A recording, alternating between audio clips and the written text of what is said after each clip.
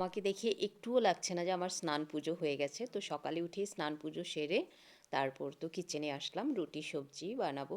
এটা আমি বেগুন ভাজা করছি। এই বেগুন ভাজাটাতে আমি হলুদ দিয়েছি, একটু সামান্য লঙ্কা গুঁড়ো দিয়েছি, আর নুন তো দিয়েছি এই, আর আমি সাথে দিয়েছি চিনি। চিনি দিলে একটু মিষ্টি মিষ্টি হয় খেতে। তো চলে এই যে হয়ে গেল রেডি, দিয়ে আসলাম আয়ুষকে। লোকে তো ভাবে দুজন মানুষ বাড়িতে আর কি কাজ। আমাকে নিয়ে কিন্তু অ্যাকচুয়ালি সবাই ভাবে সেটাই, যে সারাদিন ভিডিও করে কোনো তো কাজকর্ম নেই, হাজব্যান্ডও থাকে না, তো কী আর করবে, সারাদিন একাই বসে থাকে, কাজ তো নেই, তো এই জন্যই ভিডিও বানাতে থাকে আর ছাড়তে থাকে, সারাদিন ফেসবুকে পড়ে থাকে।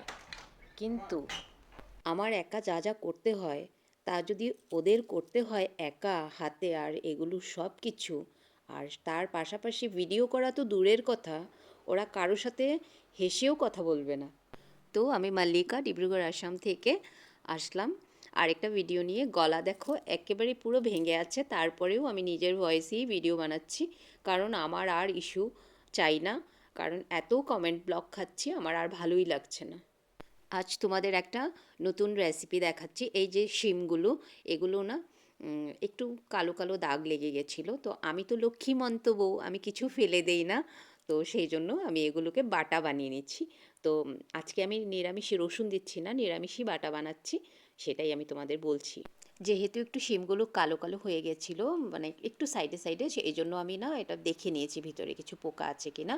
তো শিমগুলো, শিম আর তারপর কাঁচা লঙ্কা, ধনে পাতা আর এক টুকরো আদা দিয়েছি, দিয়ে ওটাকে গ্রাইন্ড করে নিয়েছি পুরো, ও নুনও দিয়েছি। কেউ আবার এটা ভেবো না যে শিমগুলো নষ্ট হয়ে গেছে, অ্যাকচুয়ালি নষ্ট হয়ে যায়নি, শুধু কালো একটু উপরে দাগ পড়েছিল, এই জন্যই ফেলে দিলাম না। আমার না জিনিস নষ্ট করতে খারাপ লাগে, কিছু যদি নষ্ট হয়ে যায় তখন তো অবশ্যই ফেলে দিতেই হয়, কিন্তু আমি চেষ্টা করি কিছু যেন নষ্টই না হয়। তো কারণ কি, আমরা যখন চাল কিনতে যাই তখন দেখবে দোকানদার কয়েকটা চাল বেশি হলেও সেই কয়েকটা চালই কিন্তু নামিয়ে রাখে, আমাদের দিয়ে দেয় না।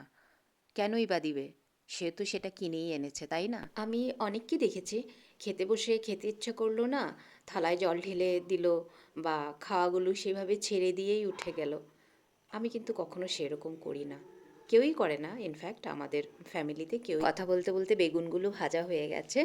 এখন দেখো এই যে শিম যেটা পেস্ট করেছিলাম, তেলের মধ্যে কালো জিরা ফোড়ন দিয়ে দিচ্ছি, আর তারপরে এটা আজকে রসুন দিইনি, তো সেই জন্য আজকে একটু তেলে ফ্রাই করছি, না হলে জেনারেলি আমি তেলে ফ্রাই করি না। তারপর একটু লেবু চিপে দিয়েছি, একটু টকটক হবে, আর একটু চিনি দিয়েছি, তারপর এটাকে ভালো করে আবার একটু ফ্রাই করে নিয়েছি।